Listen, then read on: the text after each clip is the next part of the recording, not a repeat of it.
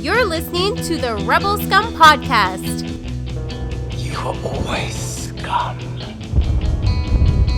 Rebel Scum. From odds making to list rankings, we've got you covered. And don't forget to join us on Patreon for early access and exclusive content. Here are your hosts, Brock and James.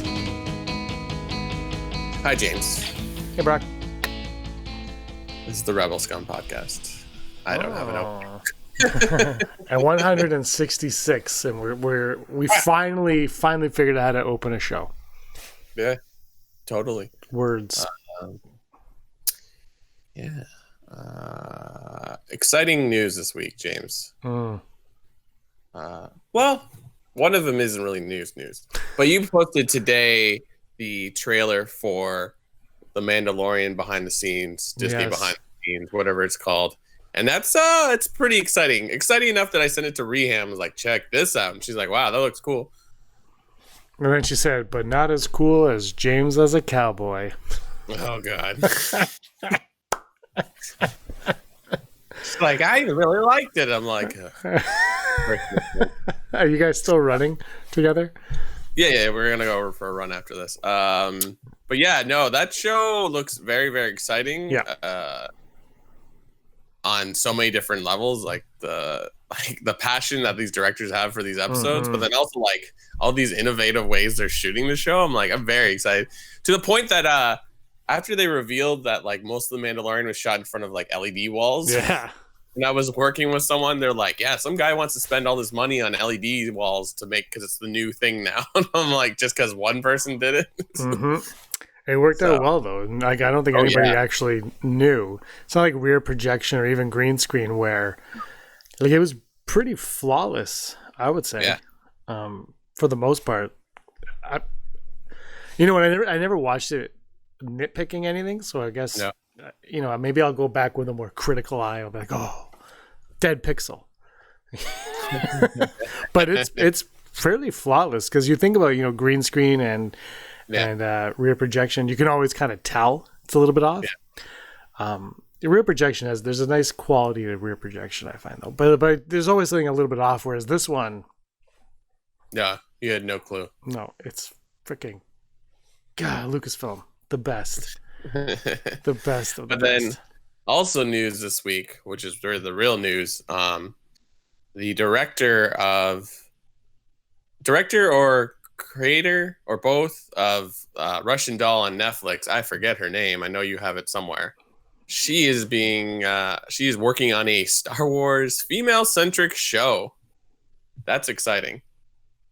Did you watch Russian Doll at all, James? I did not. I know you did. Did you? Yeah, it's quite good. I figured you did. When you sent me that, I was just sort of like, well, I don't know. I never would have thought of a person like that doing a Star Wars film, but like, why not? Like, anybody could really make a Star Wars film as long as you enjoy the topic, I guess. Again, this hiring reminds me of the J.D. Dillard slight in a lot of ways, where it's somebody who did something, pretty good. People enjoyed it. I don't think Russian Doll was Netflix, right? Yeah.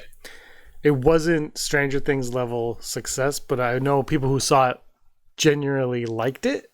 Yeah. I think most people liked it. So it seems like, and it's exciting. I don't know if I'm going to check it out. I'm not going to lie.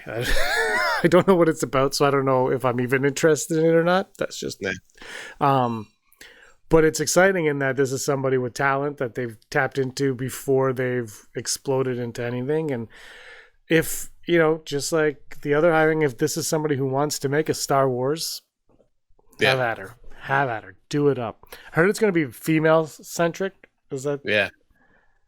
I don't know what that means. The other big buzz part of it's like, ooh, interesting. And it's going to take place separate of everything else, like in a different time period or whatever. So this is cool, actually. If you read the full, Bespin Bulletin's where I'm reading this from. I don't know if they're legit or not, but anyway, they Deadline reports and the Hollywood Reporter, both of them are reporting that Leslie Headland is her name, actually signed this deal months ago and attended the Rise of Skywalker premiere.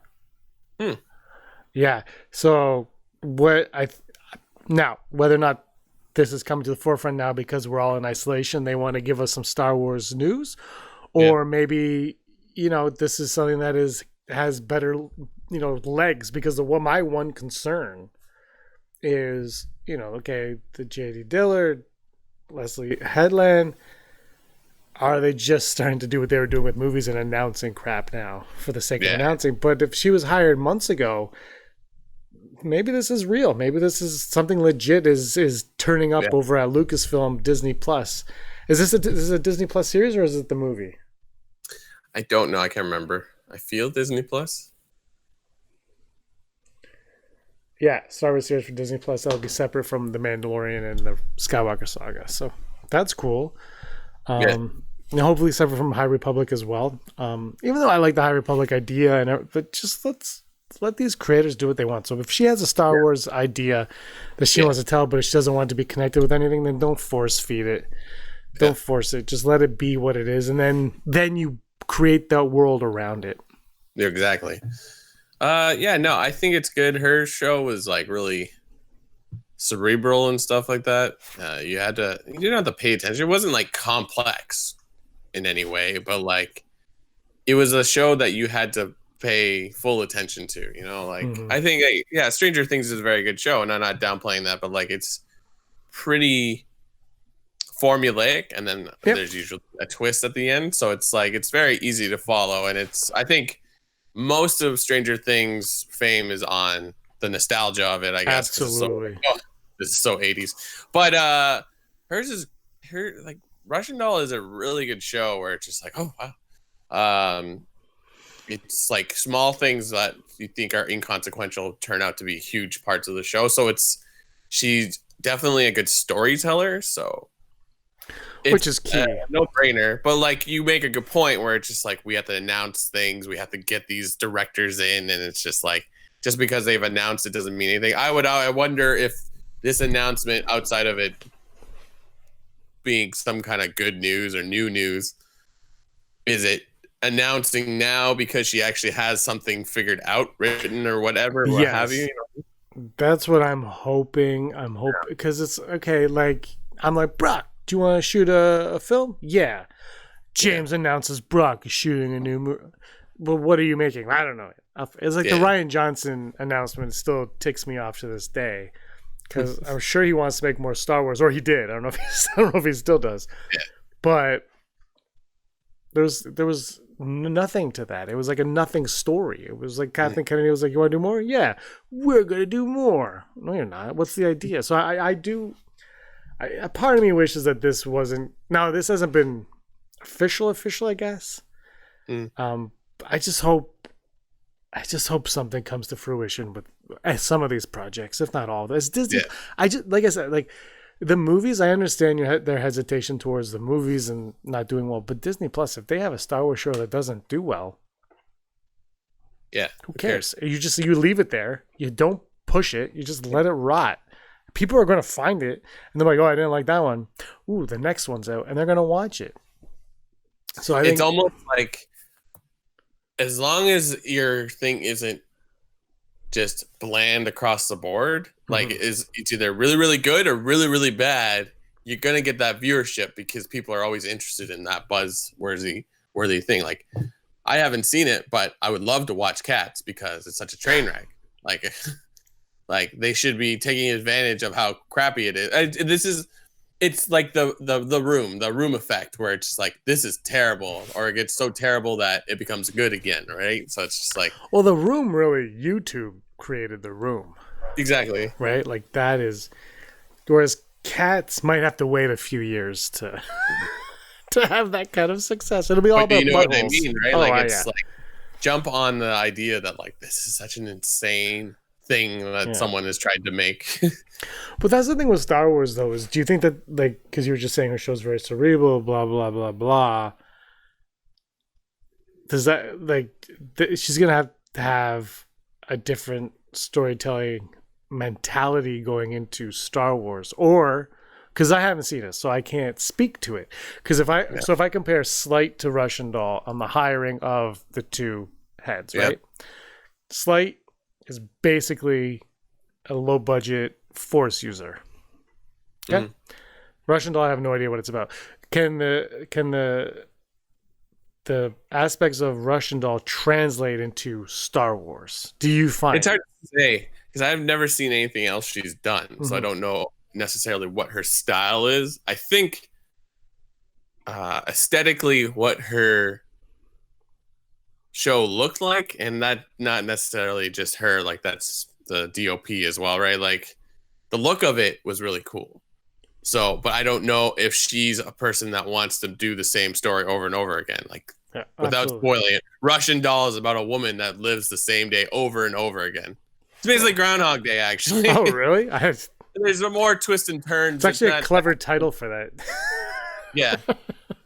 But so like it's a show that's like if it grabs you, you're like, oh, this is a very like rewarding show because it's so kind of unique. So it's like hire her because she wants to make something new. So I think that is the takeaway from that. I don't know. I mean, like that's a good point. Maybe this hiring is a way for them to.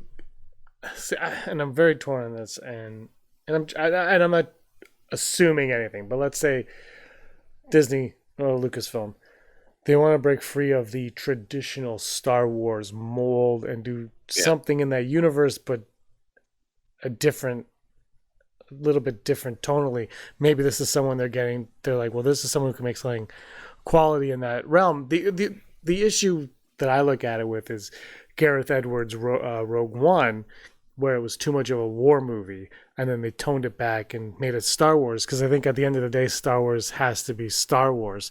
The other thing, too, is, and again, I don't know much about Leslie Headland, which is a name I'm sure we'll be saying a lot going forward, but I feel like you don't take a Star Wars movie with the plans of making something that's not Star Wars.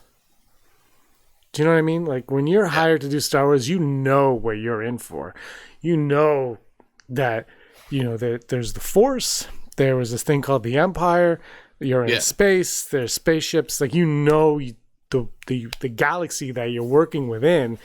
And so I think one aspect has to be that she's not going to just make Russian Doll Skywalker.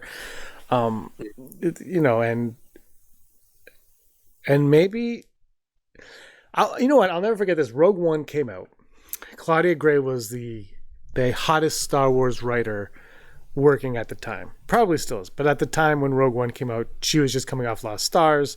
Bloodline was the big one that they were pumping. And Rogue One hits, and they said, oh, Claudia, I saw this tweet. She's like, Claudia Gray, aren't you just like excited that it's a female lead? And she said, yeah, but I'll be more excited when the female lead is surrounded by females. Yeah. And for me and you, I imagine, I don't think about that. You don't think about it. Like I said, when I saw The Force Awakens and my sister was like, there's a female Jedi, it's awesome. I was like, never thought about that. It's just for me, Rey was just another character in the Star Wars saga. So maybe this is a way for them to have someone who knows how to write females, who identifies with them, to make a story where there's more than just one strong female lead. Yeah, I think she can do that. Just looking up, I was like, what has she made? And it's funny. Her style, from looking at her IMDb page, her Russian Doll is the one that stands out like the most unique. Like, but she did Sleeping with Other People, Bachelorette. Right. Okay. What Happened the Other Night. So it's like you would argue up until Russian Doll, her style, her type of movie she likes to make is like romantic comedies. I'm down for so that. So it's like that's a totally different vibe. But going to what you were saying, I wouldn't say Russian Dolls is female centric, but there is a lot of female characters in it. And then looking at the movie, I just referenced like, oh, she does know how to talk. She knows how to direct women specifically. So perhaps, I don't know, but none of those are like, I mean, argue me all you want. It's just like, they're not female centric. You know what I mean? So it's sort of like, no, I meant more just, I'm all for it. I meant more just like me writing a woman versus her writing a woman. She could get in that headspace a little bit more organic than I could, right? You don't know how to write women. All right. And then, like, that being said, like, what does female-centric mean? Does the whole cast have to be female, or just the main cast have to be female? You know what I mean? Like, maybe she just went in there and she goes, I have an idea for a Star Wars movie. It's about this character, and it's a female, and she's writing what she can identify writing the most, right? Like, when I write, I do generally write more lead males because that's what I am, and that's what that's what I understand the most. So that's the headspace I can get into, right? Like I do write females. I have a couple female lead stuff written, but what I'm more comfortable is when I'm writing the guy. Yeah, is it the fat white guy sits on a couch watches Star Wars? That's really what that's my favorite thing to write because I am that. Mm-hmm. So it should be. Stop it. Yeah, I don't know. It sounds fun. I think it comes down to we need to stop, like, someone's making a Star Wars movie, writing or directing or whatever. We shouldn't compare whatever project they've been in to something to do with Star Wars. So it's like, I think, like, even with like Rian Johnson or J.J. Abrams, we were like, hey, they know how to deal with franchises, or they know how to deal with universe building. It's like they're director writers. They know how to write a story. The storytelling is more important than Rian Johnson. What are, in your opinion, his 3 best movies? I don't know how to put Knives In yet because I still have to like. It's Knives Out. I need to watch that movie a couple more times. Looper for sure, number 1. He beat out Brick recently for me. And then the third is the Ozymandias episode of Oh my god, so good. So good. I actually just watched that episode, not on purpose. It was on my iPad. Because I have that screen to film on Facebook, and I was just reading the scene while I was playing. I was like, I need to watch this. And I went into YouTube and I watched, not the whole thing, but I watched like basically the whole thing, but pieces of it. Such a good episode. Such a good episode. But then I guess I should also put Last Jedi on that list. No, well, I'm just asking. I think it's an honest question, and Last Jedi doesn't have to be honest. I think the problem is I like Last Jedi, but I don't look at it as a Rian Johnson film. Mm-hmm. Even though he directed and wrote it, it's just like those other films have more, like, I don't know. It's hard to like equate anything to anybody when it comes to Star Wars. You know what I mean? For me, it's Looper, then Brick for sure, and then I guess Last Jedi and Knives Out would fight it for the end. I really enjoyed Knives Out. I think I was expecting more. I don't know how to describe it. Where, like I said, I thought it was very predictable. It was a lot of fun, but it was very predictable. And I think the one thing I noticed with Knives Out and The Last Jedi was it's a lot of forcing the filmmaking aspect onto it. Whereas Looper is just like, it's just like you could, like, there's all the pieces to the puzzle, but it flows way more naturally. Whereas the other ones, it's so methodical. Like you could feel the filmmaking process behind it, and that's whatever. They're great movies. They still are great movies, but But yeah, it's sort of no, I know what you mean. It's like Brick and Looper, like I don't want to say surprised, but you're like, oh, edge of the seat the whole time. Well, Brick, especially because of Joseph Gordon-Levitt, you're like, ugh, God. Because back then, right? Not now, but back then, you're like, oh, Joseph Gordon-Levitt's in a movie. And you're like, what the hell did I just watch? Yeah. Rian Johnson was like 14.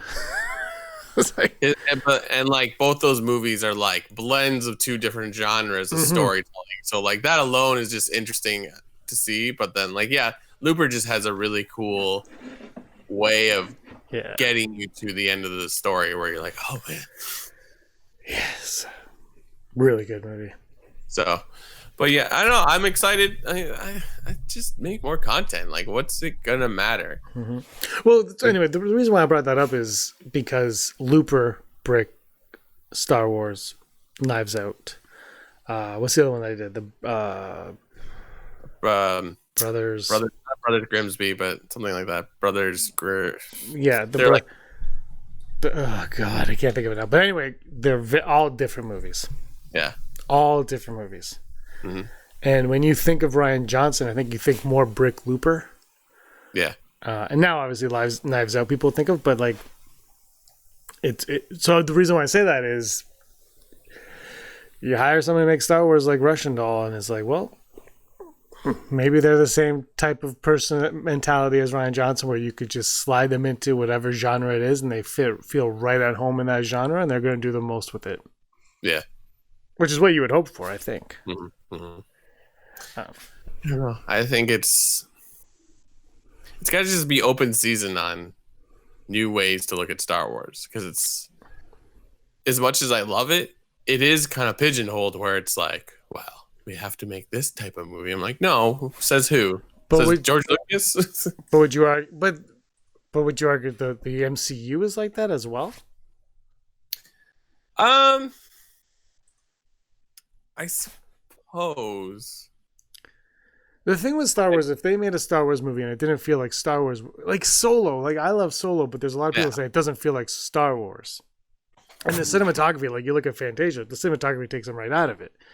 It's not your traditional MCU Star Wars cinematography. It's got some depth. It's got some very dim lighting to it. Yeah.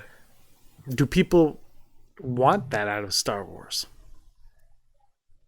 I don't know. I going to the MCU, it's like I feel MCU is a little different because they kind of had a plan.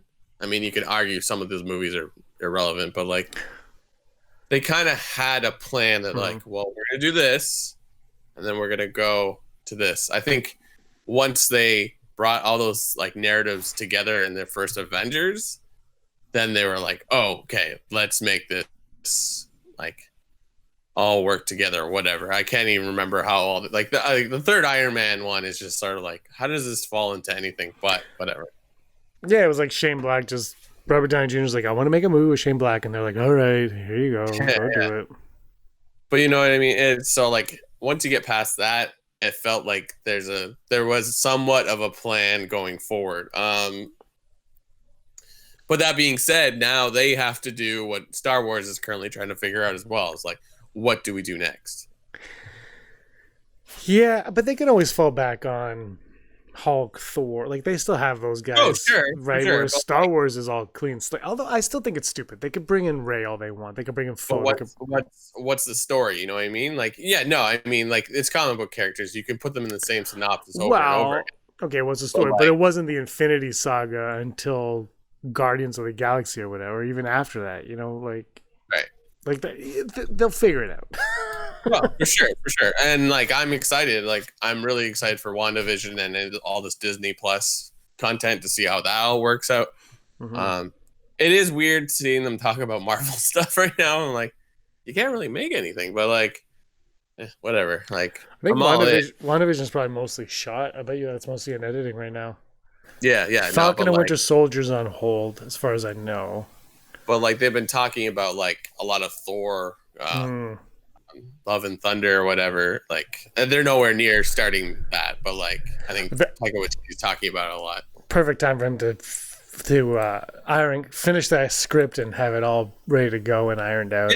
So that's the thing. Like right now, like Leslie Headland and J.D. Dillard and all these Star Warsites, Jon Favreau, Mandalorian season 3 is in pre-production. Yeah. This is the time. They're all at home right now, hanging out. It's like, figure it out. You have no excuse not to figure it out right now. And I'm hoping that there's a diamond in the rough somewhere sitting at their desk right now, like, oh, I have an idea for a Star Wars story, and they just write something like Favreau did for The Mandalorian, and they just write it. Yeah. And they send it to like Favreau or Filoni or who knows, right? They just, or J.J. Abrams or Rian Johnson, they send it, and that person contacts. Like Chuck Wendig got Aftermath because of Oh, I can't think of his name. Rogue One. Gareth Edwards. No. I have his book.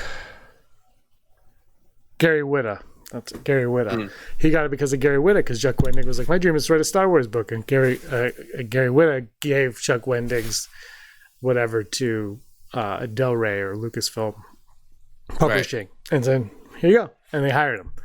So I'm hoping that there's someone out there, it's odd chance or whatever, but just think about it. You got somebody, I don't know who it is, they're at home, they're writing a screenplay right now, and they're like, I just wrote this Star Wars series or movie. Take a look at this. And they sent it to somebody who has connections, and they said, like, that would be amazing right now. And then guess what? There's your 2022 movie or some Disney Plus series that we never knew was coming, but it's there, and it's by somebody who was passionate about it, just like Favreau with Mandalorian. Someone passionate about it, someone with an idea, someone who wants to do it. And not only that, but they're sending it to the right people who would then also give them opinions, and not just opinions on story or character, but Star Wars opinions. Yeah, exactly. It's, like just sending it into a story group to be like, this is good, just can you change it to this and this so that it fits with this and this? Exactly. Or perhaps they just say, you're not having to fit it with anything, but include this and this. So could happen. Never tell me the odds. What? Never tell me the odds. I didn't say anything. All right. Today's odds brought to us by Patreon. Patreon. Have you heard of it? I have. You should join our Patreon because this takes money. No. It's always nice to have support doing this thing where we talk about make-believe. And this section is brought to you by our Patreons. And here they are. Executive producer Heidi Feder. Executive.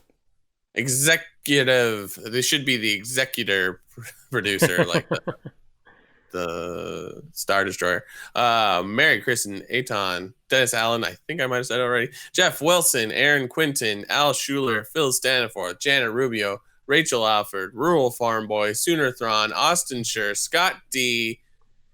Andy Higgins, Josh Price, Mason Hope, Matt W. Rez, Frank Perkins, Neil Lowry, D. Raven Spencer, Gleek Play 1, Kayla Davis, Automated Joy, Charlotte, Jarek Cocaine, 4-Leaf Clover, Girls with Sabers, and of course, he's writing his own, I don't know if I'm allowed to say it, fan fiction on Star Wars, and he's going to make it a comic, The Den of Nerds, and he let me read the first draft.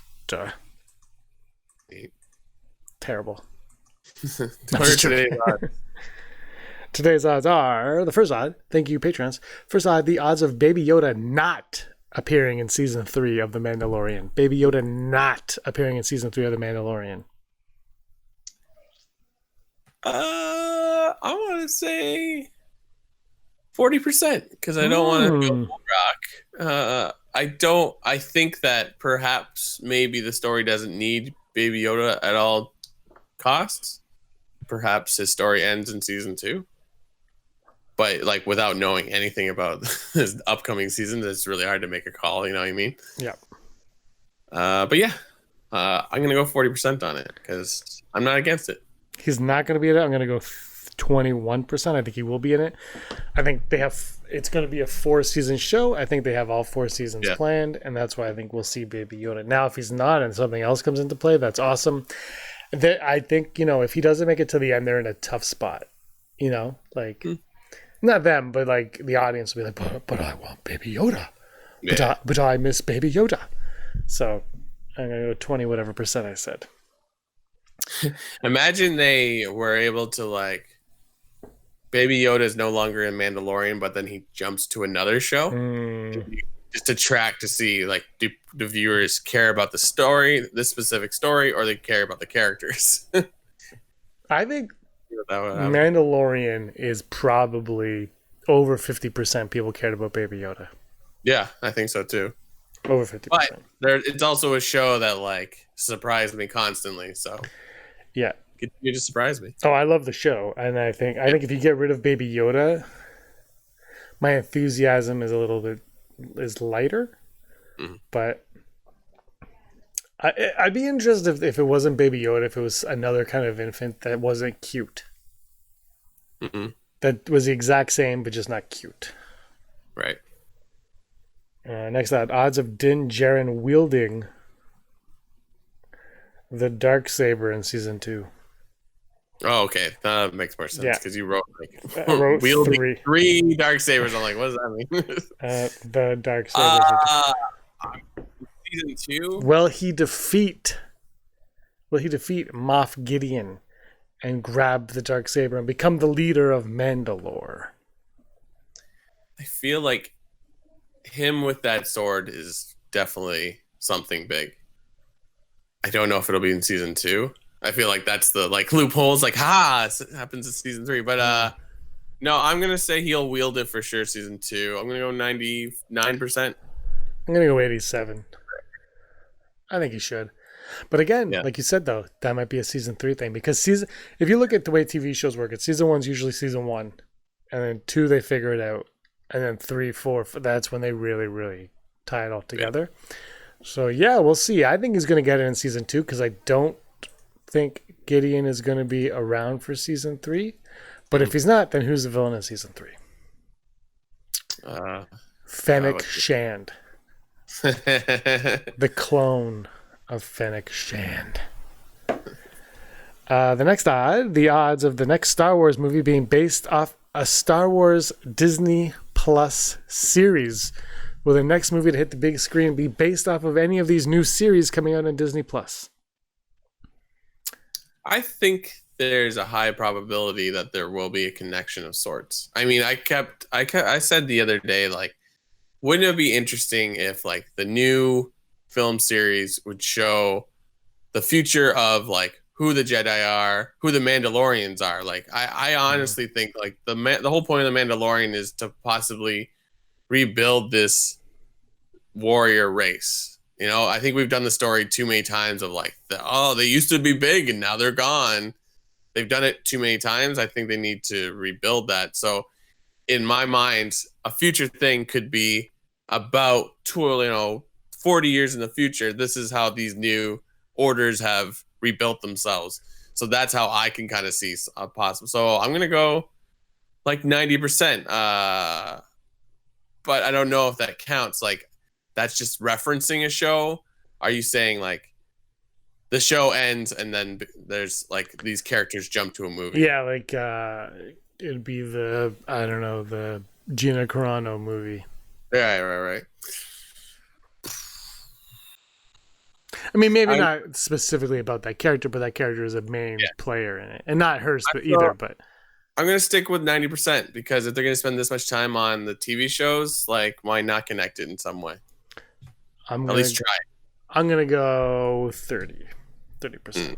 I don't think so. I don't think they know what they're doing theatrically yet. Yeah. I'll tell you what though, if Mandalorian is very successful beyond next season, because season 1, whatever, they hit got lightning in a bottle, but season 2 and beyond, and if whatever the next show is a big hit, and Obi-Wan's a hit, and the next show after that's a hit, then we could start seeing these the reverse MCU. Start small, go big. Very big possibility. And that is our final ad today. Hooray! That was a sad state. There's no big ending there. You know what that means? It's hollow news. Hollow news. Hollow news. I'm going to keep going the whole time you're talking. News you need to know right now. We're all kind of trapped inside, so let's make it fun. If you go to StarWars.com,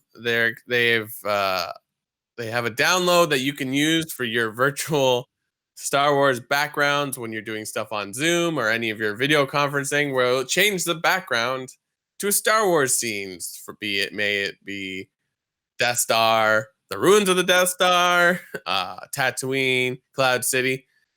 You can put that in there instead of the typical Golden Gate Bridge. So it looks like you're in a galaxy far, far away. So head on over to StarWars.com and you can download all those backgrounds. And your meeting becomes, or, it doesn't even have to be just meetings. It could be your family or friends, your fun video conferencing. Jazz it up a little bit. And then in the same vein, there has been a group of artists at the Industrial Light and Magic, Lucasfilm's visual effects house, who have created tributes to those of the essential workers that are still out there doing the things for the people that have to stay at home. It is called Heroes of the Pandemic ILM Art Jam, and they've created their own illustrations and paintings as a thank you to doctors, nurses, grocery store workers, and all those on the front lines that are saving lives and providing essential goods and services. It's on StarWars.com. It's really cool. There's a lot of the artists took on like a propaganda sort of vibe, something you'd see in World War II, where it's like, we can do it. And it's the guy with the ice cream maker from Empire Strikes Back.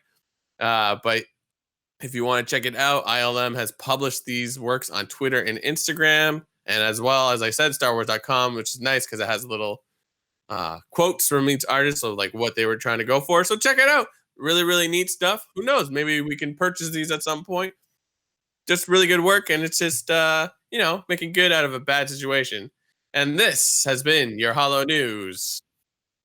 Hollow News. Da, da, da, da, da, da, da. Hollow Top 5. Top 5. What's top 5 today, James? The show is flying by today. It's almost like we've been on the air every day for the last 6 weeks. Yeah. Almost. Oh. It is top 5 showrunners we would like to see showrun a Star Wars series for Disney Plus. Top 5 television showrunners, TV show creators that we would like to see showrun a Disney Plus series. So any showrunner? Any showrunner that has ever created a TV series. So all of your answers should be whoever the showrunner for the single guy was. And FYI, Aaron was watching Grey's Anatomy Fireplace or whatever it's called. The Grey's Anatomy Fire Station. Grey's Anatomy on the Fire Route. It's a firefighters, and they're in Grey's Anatomy, but they're not. So instead of 1 hour of amazing drama, we get 2. Wow. And anyway, Aaron watches that. And Jonathan Silverman showed up. She was watching it, and I just like walked by, I'm like, Jonathan Silverman, what are you watching? She goes, Firefighter Anatomy. And I was like, pass. But anyway, he was there, and I was like, we were just talking about the single guy. Well, that makes me change my number 5 spot. Shonda Rhimes. Get some Shondaverse or Shonda. What's Shonda Rhimes. Shonda Rhimes. What is her Shonda Vision? Universe? Shonda Vision. Why not? It's like some procedural drama that's Aaron related to Star Wars. How to Get Away with Murder for a while, and the first season was all right, and then you realize you can't just keep getting away with murder, I don't think. But you could make a scandal type show, but it's got to do with like the Senate or something. I don't know, or the New Republic. Just put in Viola Davis. Yeah, I'll watch it. Yeah, exactly. I'd watch it.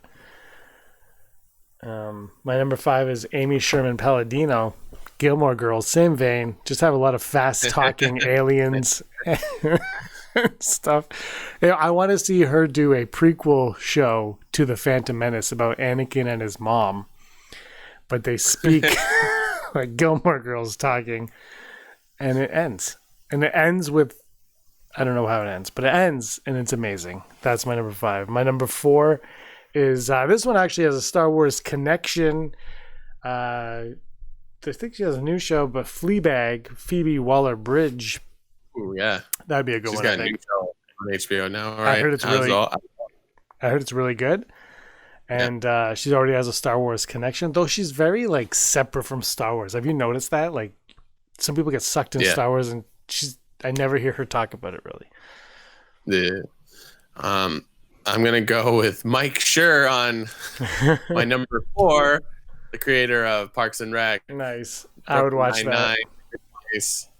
Some kind of comedy, like, especially The Good Place. The Good Place is like, it's a comedy, but there's a lot to that story, and it's like, oh, interesting. I've never seen it, but I know the twists. Yeah. I heard this series finale wasn't very good. I have not caught up on it, so I'm not sure. Spoiler alert. But, it's not good. Oh, I don't know. Yeah. I'm just saying what I heard. My number 3, Vince Gilligan. I mean, he knows how to stretch a story, and he hired Ryan Johnson to do to shoot to direct 2 episodes. One was very complicated. The other one was probably one of the best episodes ever on television of any show. Vince Gilligan. I don't know his name. He's married to, what's her name from Married to Children? But the creator of Sons of Anarchy and the Mayans Throw, the motorcycle show. I forget what his name is. I think he could do a good bounty hunter show of some sort. Who? You know Sons of Anarchy? Oh, yes. Oh, yeah, that'd be good. Yeah, what's that guy's name? He's married to... I should know her name. She's in like everything now.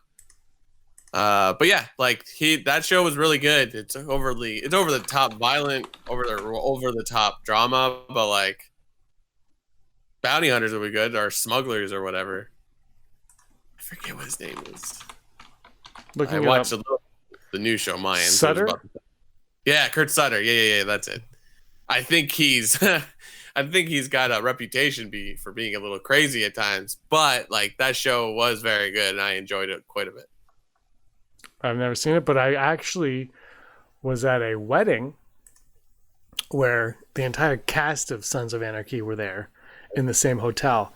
And we checked in. We checked in next to the guy who was in The Mandalorian. And I was like, I know this guy. But I didn't know if it was. And then we were in an elevator with somebody else. And we had Aaron and I had a full on conversation with him. Had no idea who he was. Had no idea. We were just talking. Like, we're drunk. We just have a conversation with him, having a good laugh. And then the mother of the bride came out and was like, oh my God. And we're like, what? And yeah, they were all cool. That's what I'll say. I didn't know any of them, but I thought they were not like some. I didn't see, like the one guy I recognized, and then I didn't see Charlie Hunnam. That's the only one I would have known because he's on that show, right? Is that the show? Yeah.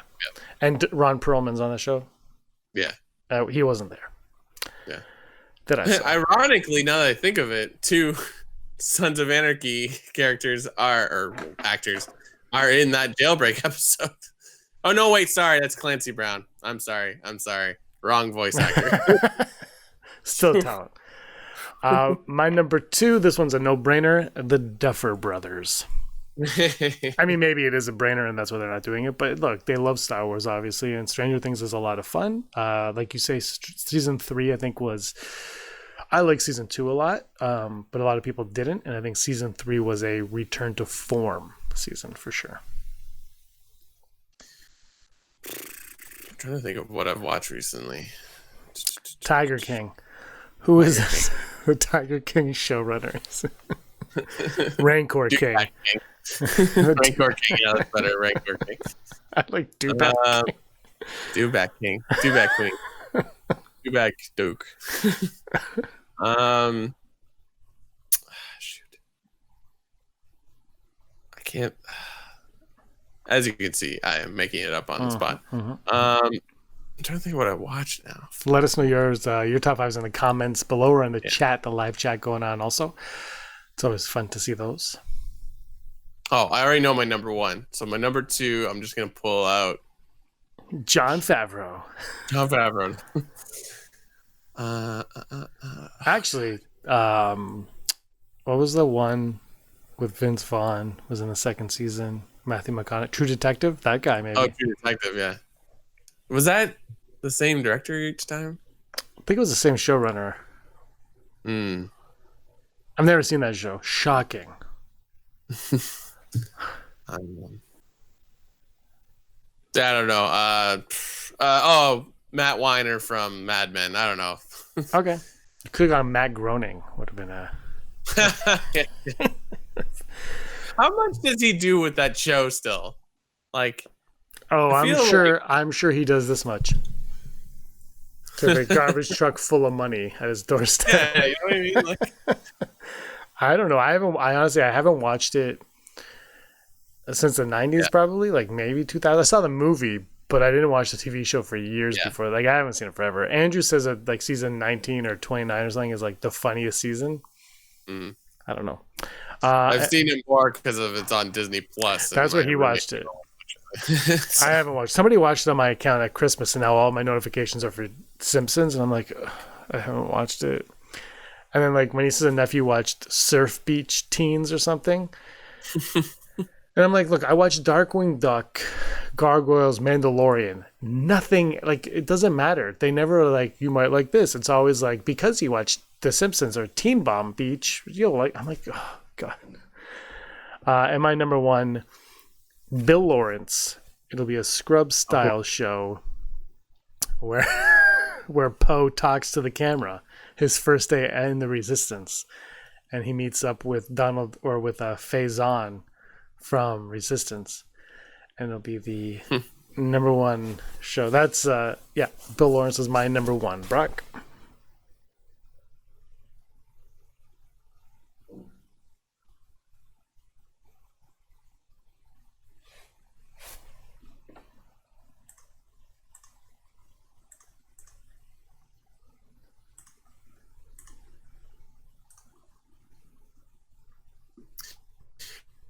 My number one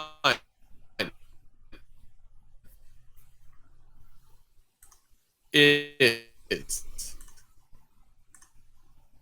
the cowboy himself, Dave Filoni, because that guy is amazing. Like, why is he not given his full show? Maybe he doesn't want it. Well, he does Clone Wars and stuff.